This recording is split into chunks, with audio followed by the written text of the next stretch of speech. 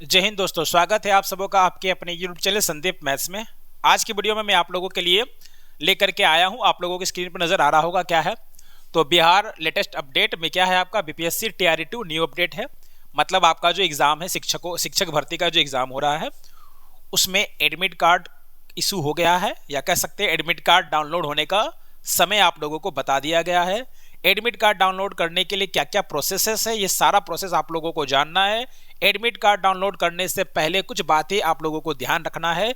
ये सारी बातें मैं आप लोगों को आज की वीडियो में बताने वाला हूं। आप लोग वीडियो को पूरा जरूर देखिएगा, क्योंकि एग्जाम एडमिट कार्ड डाउनलोड करने से पहले कुछ कार्य आप लोगों को करना है। अगर वो आप लोग सही से नहीं करते हैं तो समस्या आ सकती है, इसलिए वीडियो को पूरा जरूर देखिएगा। तो चलिए देखते हैं क्या अपडेट आया है आज बीपीएससी के तरफ से। तो चलिए सबसे पहले देख लीजिए आप यहां पर विज्ञापन संख्या 27/2023 अध्यापक नियुक्ति प्रतियोगिता परीक्षा के लिए दिनांक 2/12/2023 से प्रवेश पत्र डाउनलोड करने की प्रक्रिया प्रारंभ होगी। 2 तारीख से एडमिट कार्ड डाउनलोड होने का प्रक्रिया प्रारंभ हो जाएगा। यहां पर 7-8 पॉइंट आपको दिए हुए हैं जिसके बारे में आप लोगों को जानना बहुत जरूरी है, क्योंकि एडमिट कार्ड डाउनलोड करने से पहले आपको वो काम करना है। तो सबसे पहला अगर हम लोग यहां पर देखें तो क्या है, आप देखिए, अभ्यर्थी प्रवेश पत्र डाउनलोड करने से पूर्व अद्यतन पासपोर्ट साइज फोटोग्राफ जिसका साइज 25 KB होगा और डायमेंशन 250x250 होगा अपने डैशबोर्ड में लॉगिन के उपरांत अपलोड करेंगे एवं उसके बाद ही प्रवेश पत्र डाउनलोड होगा। आपको सबसे पहले फोटोग्राफ वहां पर अपलोड करना होगा जिसका साइज 25 KB का होगा और डायमेंशन जो है वो 250x250 यानी कि स्क्वायर के शेप का होगा। डाउनलोड किए गए ई एडमिट कार्ड में अभ्यर्थी को आवंटित परीक्षा केंद्र कोड के रूप में दर्ज होगा, जिसमें केंद्र कोड एवं जिला का नाम होगा। अब ध्यान दीजिए, आप जो 2 तारीख के बाद डाउनलोड कीजिएगा, उसमें आपको परीक्षा का केंद्र का कोड दिया रहेगा और जिला का नाम वहां पर लिखा रहेगा, ठीक है ना। अब उसके बाद देखते हैं सेकंड नंबर क्या कहता है। यहां कह रहा है 6 to 8 और 9-10 से संबंधित वैसे अभ्यर्थी जिन्होंने सामाजिक विज्ञान या विषय का चयन किया है, ठीक है ना, वे क्या करेंगे, इतिहास, भूगोल, अर्थशास्त्र एवं राजनीतिक शास्त्र में से किसी 2 विषय जिसमें से एक विषय इतिहास या भूगोल विषय अनिवार्य है का चयन करके ही एडमिट कार्ड डाउनलोड करने से संबंधित आवश्यक प्रक्रिया करेंगे। ध्यान रखिएगा, जिन्होंने सामाजिक विज्ञान का चयन किया है 6 to 8 और 9-10 में, उन लोगों को कुछ विशेष बात का ध्यान रखना है। एडमिट कार्ड डाउनलोड करने से पहले आपको इतिहास, भूगोल, अर्थशास्त्र एवं राजनीतिक शास्त्र में से किसी 2 विषय का चयन पहले ही कर लेना है। और इस बात का ध्यान रखना है, इन 4 में से इतिहास और भूगोल इन दोनों में से किसी एक का होना कंपलसरी है।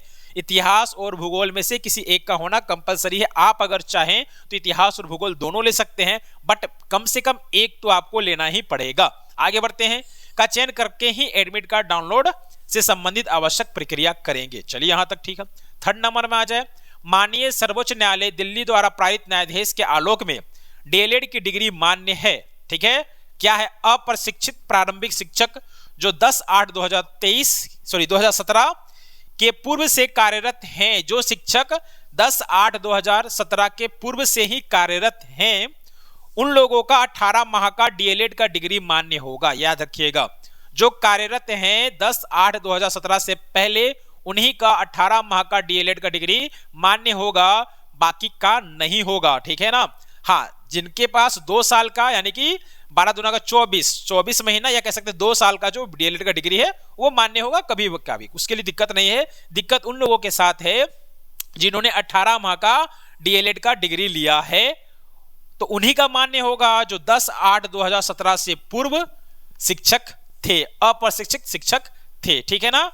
इसके बाद चलते हैं क्लास 1 to 5 का क्या है। तो 1 to 5 में दिया हुआ है, से संबंधित अभ्यर्थी को निर्देश दिया जाता है कि कंडिका 7 में वर्णित सर्वोच्च न्यायालय द्वारा पारित आदेश पर सहमति व्यक्त करते हुए एडमिट कार्ड डाउनलोड करने संबंधित प्रक्रिया करेंगे। ध्यान रहे, 1 to 5 वाले जो हैं उन लोगों को कंडिका 7 न्यायाधीश आपका जो सर्वोच्च न्यायालय का कंडिका 7 में जो चीज दिया गया था उसको एक बार स्टडी कर लीजिएगा और उसके बाद ही आप एडमिट कार्ड को डाउनलोड करिएगा। आगे बढ़ते हैं, 5वां नंबर में क्या लिखा हुआ है, वैसे अभ्यर्थी जो शिक्षा विभाग, देख लीजिए, शिक्षा विभाग और पिछड़ा एवं अति पिछड़ा कल्याण विभाग के अंतर्गत शिक्षक पद के लिए 6 to 8 संगीत कला विषय को छोड़कर आवेदन किए हैं। दोनों विभाग के लिए अलग अलग विषय का चयन किए, ठीक है ना। हो सकता है कि आप शिक्षा विभाग में कोई और सब्जेक्ट ले लिए हैं और कल्याण विभाग में कोई और सब्जेक्ट ले लिए हैं, तो आपको इस बात का ध्यान रखना है कि केवल शिक्षा विभाग के लिए चयनित विषय के परीक्षा में सम्मिलित होना है। शिक्षा विभाग में जिस सब्जेक्ट को आपने चयन किया है उसी में आपको शामिल होना है। कल्याण विभाग में आपने चाहे जो भी सब्जेक्ट सिलेक्ट किया हो उसका नहीं लेना है, होना है। शिक्षा विभाग वाला जो सब्जेक्ट है उसी का एग्जाम में आपको अपीयर होना है, ठीक है ना। आगे बढ़ते हैं। छठा नंबर में क्या है, सभी अभ्यर्थी प्रवेश पत्र की एक अतिरिक्त प्रति अपने साथ परीक्षा केंद्र ले जाना सुनिश्चित करेंगे एवं परीक्षा अवधि में शिक्षक के समक्ष हस्ताक्षर कर उन्हें सुपुर्द कराना सुनिश्चित करेंगे। ध्यान रहे, आपको एडमिट कार्ड 2 ले जाना है, जिसमें से एक पर सिग्नेचर करा के वहीं पर जमा कर देना है और एक को अपने पास रखना है, ठीक है ना। उसके बाद चलते हैं हम लोग 7वां नंबर में, परीक्षा केंद्र के कोड के संबंध में विस्तृत जानकारी दिनांक 5/12/2023। परीक्षा केंद्र के बारे में सारा जानकारी, सेंटर कहां पर पड़ा है, यह जानकारी आपको कब मिलेगा, तो 5 दिसंबर को मिलेगा। 2 तारीख को केवल आप लोगों का डाउनलोड जो होगा उसमें आपको डिस्ट्रिक्ट बताया जाएगा और कोड बताया जाएगा, ठीक है ना।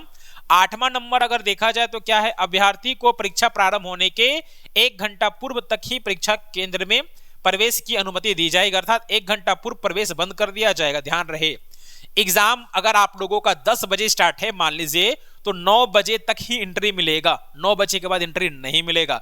अगर एग्जाम 12 बजे है तो 11 बजे तक ही एंट्री मिलेगा, 11 बजे के बाद एंट्री नहीं मिलेगा। तो ध्यान रहे, एग्जाम देने के लिए अगर आप जा रहे हैं, अगर आपका एग्जाम 12 बजे है तो आप 11 क्या 10:30 तक ही वहां पहुंच जाइएगा, इस बात का विशेष ध्यान रखिएगा। अगर आप 1 घंटा एग्जाम स्टार्ट होने के 1 घंटा के अंदर आते हैं तो दिक्कत हो सकता है, ठीक है ना। आपको 1 घंटा पहले ही एंट्री ले लेना है अंदर, ठीक है ना, नहीं तो फिर दिक्कत होगा, ठीक है ना। आगे बढ़ते हैं। परीक्षा अवधि की समाप्ति के पश्चात एक बात और ध्यान रखना है, परीक्षा जब समाप्त हो जाए तो आपको ये बात सुनिश्चित कर लेना है कि आपने जो आंसर शीट दिया है वो पूरी तरह से सील बंद हो गया है, तभी आप परीक्षा केंद्र को छोड़ेंगे, अदरवाइज नहीं छोड़िएगा। बहुत लोग ऐसे होते, एग्जाम खत्म हुआ नहीं कि बस कॉपी जमा किए निकल दिया, ऐसा नहीं करना है आप लोगों को। आपको यही सुनिश्चित कर लेना है कि आपने जो एग्जाम दिया है उसका पेपर सील हुआ है या नहीं, तभी आपको परीक्षा केंद्र को छोड़ना है, ठीक है ना। तो फिलहाल आज के वीडियो में इतना ही रखता हूं मैं। एक बात मैं आप लोगों को यह बताऊंगा, जैसे कि आपको पता है इस चैनल का नाम है संदीप मैथ्स, यानी कि ये मैथ्स का ही चैनल है। तो मैं अपने इस चैनल के माध्यम से इस बार का बीपीएससी का प्रिपरेशन तो नहीं करवा पाया, लेकिन नेक्स्ट बार से जो भी बीपीएससी का वैकेंसी आएगा, खास करके शिक्षकों का, मैं आप लोगों को गणित का प्रिपरेशन कराऊंगा, गणित के शिक्षकों का प्रिपरेशन कराऊंगा, चाहे वो 6 to 8 हो या फिर आपका 9, 10 हो या फिर 11, 12 हो। इस बार नहीं कराने का रीजन है समय बहुत कम है और कम समय में प्रिपरेशन नहीं हो सकता, इसलिए अब जो वैकेंसी आने वाला जो वैकेंसी, अब जो फ्यूचर में जो भी वैकेंसी आएंगे, चाहे वो अगस्त में हो या फिर बाद कभी भी आए, तो उसका प्रिपरेशन आप लोगों को समय रहते करा दिया जाएगा हमारे इस चैनल के माध्यम से। तो मिलते हैं अगले वीडियो में और भी नए अपडेट के साथ, तब तक के लिए जय हिंद।